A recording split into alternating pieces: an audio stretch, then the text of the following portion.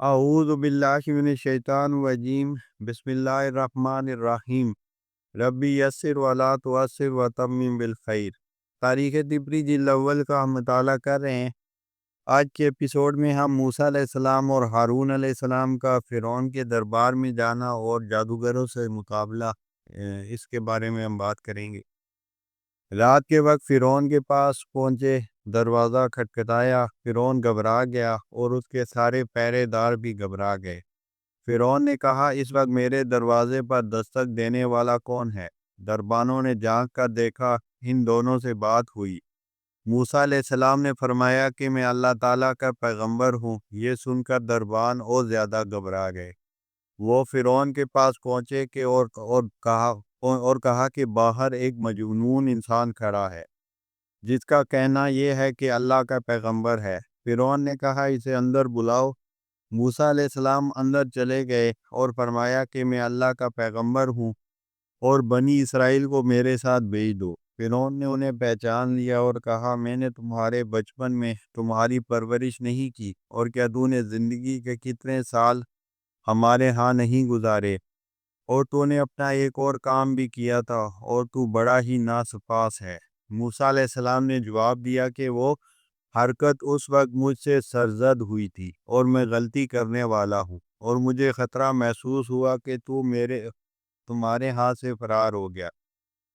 پھر میرے رب نے مجھے حکمت یعنی نبوت عطا فرمائی اور مجھے پیغمبروں میں سے بنا دیا، اور وہ احسان جو تو مجھے جتلا دیا وہ یہ ہی ہے کہ تو نے تمام بنی اسرائیل کو اپنا غلام بنا رکھا ہے۔ فرعون نے کہا، اچھا اللہ تعالیٰ کی حقیقت کیا ہے؟ اور اے موسیٰ، تم دونوں کا رب کون ہے؟ موسیٰ علیہ السلام نے کہا، ہمارا رب وہ ہے جس نے ہر چیز کی مناسب شکل و صورت بنائی اور پھر اس کی رہنمائی فرمائی۔ راوی کہتے ہیں کہ یعنی ہر جانور کا جوڑ پیدا کیا اور پھر نکاح کی طرف رہنمائی فرمائی۔ فرعون کے سامنے معجزات کا اظہار۔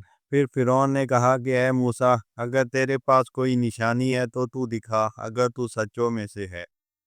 یہ بات اس گفتگو کے بعد کہی جو قرآن مجید میں ہے۔ موسیٰ علیہ السلام نے فرمایا، اگرچہ میں تو صاف اور واضح چیز تیرے پاس لایا ہوں۔ فرعون نے کہا، اگر تو سچا ہے تو صاف اور صریح چیز پیش کر۔ یہ سن کر موسیٰ نے اپنا عصا ڈال دیا تو یہ اسی وقت صاف اور نمایاں اژدہا بن گیا۔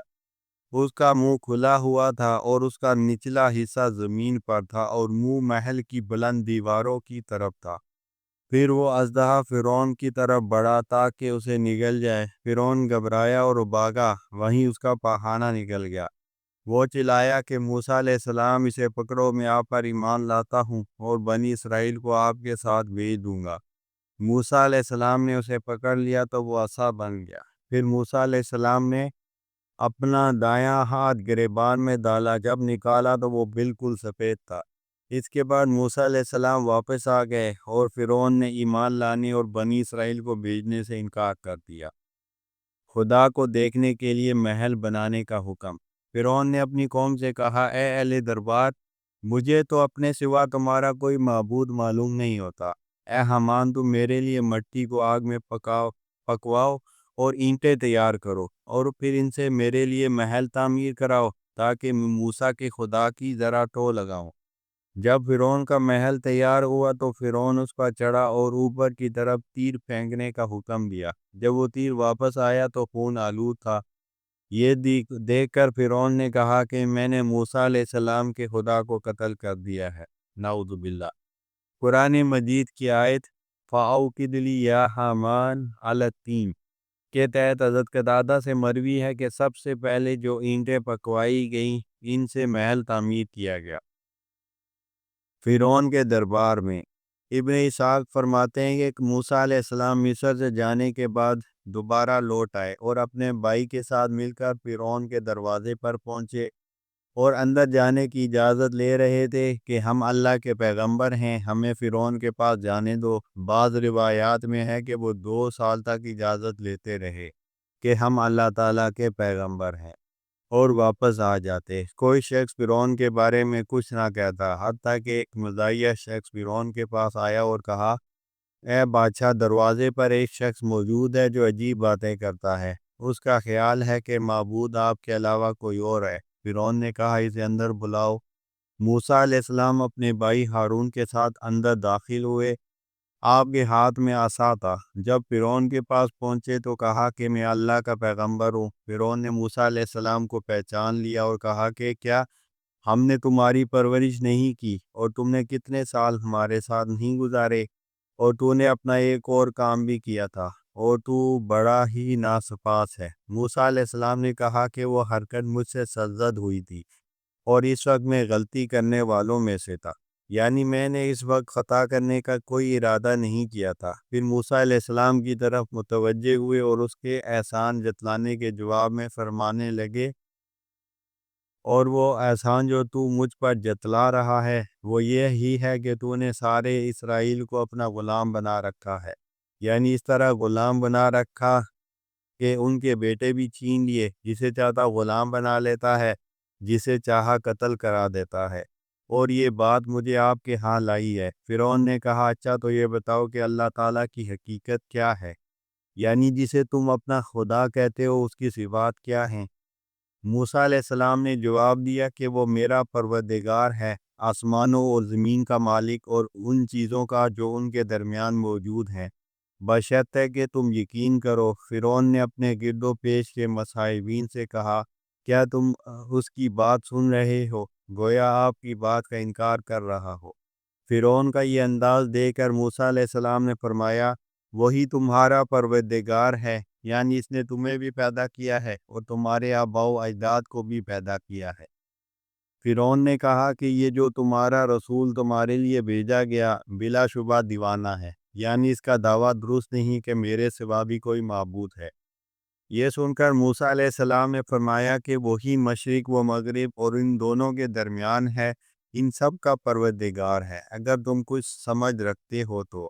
فرعون بولا اے موسیٰ، اگر تو نے میرے سوا کوئی اور معبود تجویز کیا تو بلا شبہ میں تجھے قیدیوں میں شامل کر دوں گا۔ اس پر موسیٰ علیہ السلام نے فرمایا اگرچہ میں کوئی صاف اور صریح چیز تیرے پاس لے کر آیا ہوں تب بھی، یعنی جس سے میری صداقت اور تمہارا جھوٹ واضح ثابت ہو جائے، پھر بھی تم ایمان نہیں لاؤ گے۔ فرعون کہنے لگا اچھا تو سچا ہے تو کوئی نشانی پیش کر۔ چنانچہ موسیٰ علیہ السلام نے اپنا عصا ڈالا اور وہ اسی طرح اژدہا بن گیا۔ یہ اژدہا اتنا بڑا تھا کہ اس نے فرعون کے دربار کو بھر لیا، اس کا منہ کھلا ہوا تھا، اس نے اپنی دم اٹھائی ہوئی تھی۔ اسے دیکھ کر لوگ بھاگ گئے اور فرعون تخت سے نیچے اتر کر اس میں چھپ گیا، اور موسیٰ علیہ السلام کو خدا کا واسطہ دے کر بولا کہ موسیٰ علیہ السلام اسے اپنے پاس بلا لو۔ موسیٰ علیہ السلام نے ہاتھ گریبان میں ڈال کر باہر نکالا تو وہ برف کی طرح سفید تھا۔ پھر جب وہ دوبارہ اسے گریبان میں ڈالا تو وہ پہلے کی طرح تھا۔ پھر جب موسیٰ علیہ السلام نے اپنا ہاتھ اژدہے پر رکھا تو وہ پہلے کی طرح عصا بن گیا۔ اس کا ایک کنارہ موسیٰ علیہ السلام کے ہاتھ میں تھا اور نچلا حصہ اپنی جگہ پر تھا۔ فرعون اپنی پیٹ پکڑ کر بیٹھ گیا۔ گمان کیا جاتا ہے کہ جب فرعون کو قضائے حاجت ہوتی تو 5 یا 6 میل تک دور چلا جاتا، یعنی عام لوگوں میں زیادہ نہیں جاتا تھا۔ اس کے بارے میں کسی نے کہا کہ وہ عام لوگوں جیسا نہیں۔ فرعون کو جان کے لالے پڑنا۔ وہب بن منبع سے مروی ہے کہ اس واقعے کو 20 سے زیادہ دن گزر گئے، یہاں تک کہ فرعون کو جان کے لالے پڑ گئے۔ پھر وہ ایک دن اپنے مصاحبین سے کہنے لگا کہ موسیٰ تو بہت جاننے والا جادوگر ہے، یعنی اس سے بڑا تو کوئی جادوگر نہیں، یہ اپنے جادو کی وجہ سے تمہیں تمہاری زمین سے نکالنا چاہتا ہے۔ اس بارے میں تمہاری کیا رائے ہے کہ کیا میں اسے قتل کر دوں؟ تو اس وقت فرعون کے خاندان کا ایک بڑا شخص تھا اور اس کا نام حبرک تھا، بولا کیا تم اس بنا پر ایک شخص کو قتل کرتے ہو کہ وہ یہ کہتا ہے کہ میرا پروردگار اللہ تعالیٰ ہے، حالانکہ وہ تمہارے پاس رب کی طرف سے کھلی ہوئی نشانیاں لے کر آیا ہے، یعنی عصا اور ید بیضا کا معجزہ لے کر آیا ہے۔ پھر اس شخص نے قوم فرعون کو اللہ کے عذاب سے ڈرایا اور پہلی امتوں پر آنے والے عذابات کے واقعات سنائے، اور کہا کہ اے میری قوم کے لوگوں، آج تو تمہاری سلطنت ہے کہ اس ملک میں تم غالب اور حکمران ہو، لیکن اگر خدا کا عذاب ہم پر آ پڑا تو پھر اس عذاب الہی میں ہماری مدد کون کرے گا؟ فرعون کہنے لگا کہ میں تمہیں وہی رائے دیتا ہوں جسے میں خود سمجھتا ہوں، اور میں صرف وہی طریقہ بتلا رہا ہوں جو طریقہ صحیح عین مصلحت ہے۔ فرعون کا جادوگروں کو بلوانا۔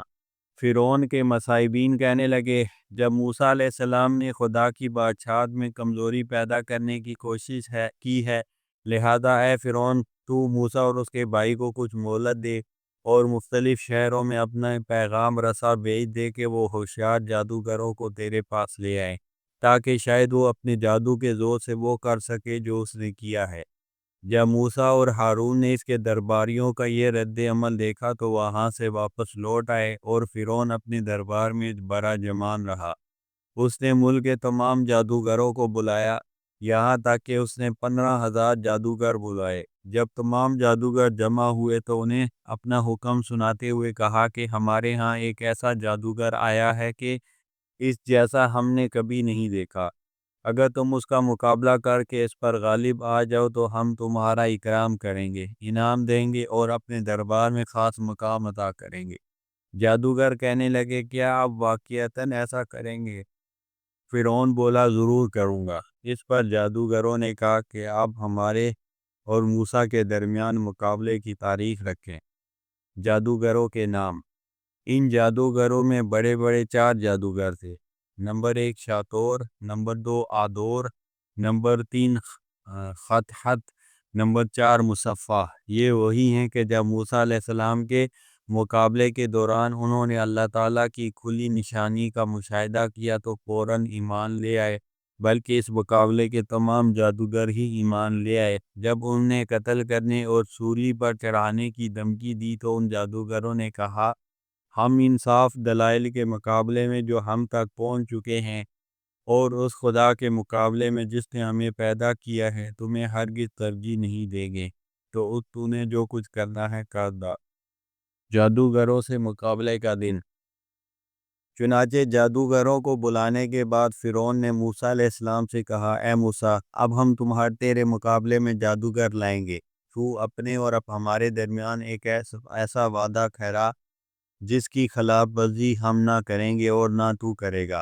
یہ مقابلہ کسی ہموار میدان میں ہوگا۔ موسیٰ علیہ السلام نے فرمایا کہ تمہارے وعدے کا دن وہی ہوگا جو تمہارے جشن منانے کا دن ہے، اور چاش کے وقت جمع کر لیے جائیں تاکہ وہ لوگ میرے اور آپ کے مقابلے کو دیکھ۔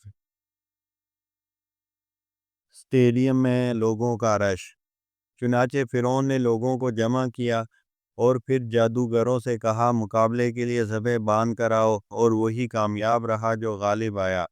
چنانچہ 15,000 جادوگروں نے صفیں بنا لی، ہر ایک کے پاس اس کی رسی اور ایک عصا تھا۔ موسیٰ علیہ السلام اپنے ہاتھ کو لے کر آئے، آپ کے ساتھ آپ کا بھائی بھی تھا، اور بھی بہت سے لوگ آئے ہوئے تھے۔ لوگوں نے حفاظت کے لیے فرعون کے گرد گھیرا ڈالا ہوا تھا۔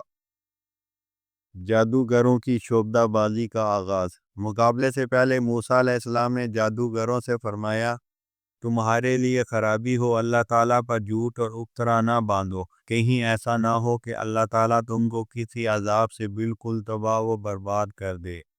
یہ سن کر جادوگر آپس میں باتیں کرنے لگے۔ ان میں سے بعض نے کہا، دیکھو یہ جادوگر کیا کرتا ہے۔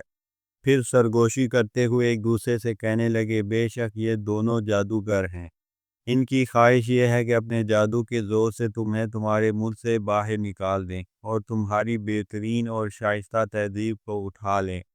پھر موسیٰ علیہ السلام کی طرف متوجہ ہو کر فرمایا، اے موسیٰ، یا تو ڈال دے یا ہم ڈالنے میں پہل کریں۔ موسیٰ علیہ السلام نے فرمایا کہ تم ہی پہلے ڈال دو۔ چنانچہ انہوں نے اپنی رسیاں اور لاٹھیاں ڈالیں۔ وہ رسیاں اور لاٹھیاں اچانک ہی موسیٰ علیہ السلام کے خیال میں ایسی معلوم ہونے لگی کہ وہ دوڑ رہی ہیں۔ ان جادوگروں نے اپنی رسیاں اور لاٹھیاں ڈالیں تو سب مل کر پہاڑ کی طرح نظر آنے لگی۔ وہ میدان سارا بھر گیا اور بظاہر سام نظر آنے والے ایک دوسرے پر چڑھ گئے۔ یہ دیکھ کر موسیٰ علیہ السلام کے دل میں خوف پیدا ہونے لگا اور فرمانے لگے کہ اللہ کی قسم، یہ تو ان کے ہاتھ میں لاٹھیاں تھیں، پھر اچانک سام بن گئی۔ یا اس طرح کی کچھ باتیں موسیٰ علیہ السلام کے دل میں آئیں۔ اللہ تعالیٰ نے موسیٰ علیہ السلام کی طرف وحی بھیجی، جو چیز تیرے دائیں ہاتھ میں ہے تو اسے ڈال دے کہ وہ ان سب کو نگل جائے، کیونکہ جو کچھ انہوں نے بنایا ہے وہ جادوگروں کا کرتب ہے۔ وہ جادوگر خواہ کہیں بھی ہو کامیاب نہیں ہوتا، حق کی فتح اور باطل کو شکست۔ چنانچہ موسیٰ علیہ السلام نے اپنا عصا پھینکا اور وہ رسیاں اور لاٹھیاں جو فرعون اور دوسرے لوگوں کو نظر آ رہی تھی، ان سب کو یہ سانپ بن کر نگلنے لگا، حتیٰ کہ پورے میدان میں ان کی طرف سے پھینکی ہوئی کوئی رسی یا لاٹھی نظر نہیں آ رہی تھی۔ پھر موسیٰ علیہ السلام نے اس کو پکڑا تو وہ پھر عصا بن گیا۔ یہ منظر دیکھ کر تمام جادوگر سجدے میں گر پڑے اور انہوں نے کہا کہ ہم موسیٰ اور اس کے رب پر ایمان لائے، اس لیے کہ اگر یہ جادو ہوتا تو ہم پر غالب نہ آتا۔ اس کا ہم پر غالب آنا دلیل ہے کہ یہ نبی ہے۔ جادوگروں کے ایمان لانے پر فرعون کی برہمی۔ فرعون کو ان پر غصہ آیا، وہ کہنے لگا کہ میری اجازت ملنے سے پہلے اس پر ایمان لے آئے۔ بے شک یہ موسیٰ تم سب کا بڑا ہے، جس نے تمہیں جادو سکھایا ہے، لہٰذا تم سب کے ایک طرف کے ہاتھ اور دوسری طرف کا پاؤں کاٹ کر تم کو کھجور کے درخت پر سولی دوں گا، جس سے یقیناً تمہیں علم ہوگا کہ میرا عذاب موسیٰ کے خدا سے زیادہ سخت اور دیر پا ہے۔ ان نو مسلم جادوگروں نے جواب دیا کہ ہم انصاف دلائل کے مقابلے میں جو ہم تک پہنچے ہیں اور اس رب کے مقابلے میں جس نے ہمیں پیدا کیا ہے تجھے ہرگز ترجیح نہیں دیں گے، لہٰذا تجھے جو کچھ کرنا ہے کر ڈال، تو صرف دنیا ہی میں اپنا حکم چلا سکتا ہے، یعنی تمہاری بادشاہ دنیا ہی تک ہے، آخرت میں نہیں۔ ہم اپنے رب پر ایمان لائے تاکہ وہ ہمارے گناہوں کو معاف کر دے اور اس جادو کو بھی معاف کر دے جس کا ہم نے زبردستی ارتکاب کیا۔ وہ اللہ بدرجہ بہتر ہے اور سدا باقی رہنے والا ہے، یعنی اس کا ثواب تجھ سے بہتر اور عذاب تجھ سے زیادہ سخت ہے۔ فرعون یہ سب منظر دیکھنے کے بعد مغلوب اور ملعون ہو کر واپس لوٹا، اپنے کفر پر جمع رہا یہاں تک کہ اللہ کے عذاب شروع ہو گئے، پہلے قحط سالی اور بعد میں طوفان بھیجا گیا۔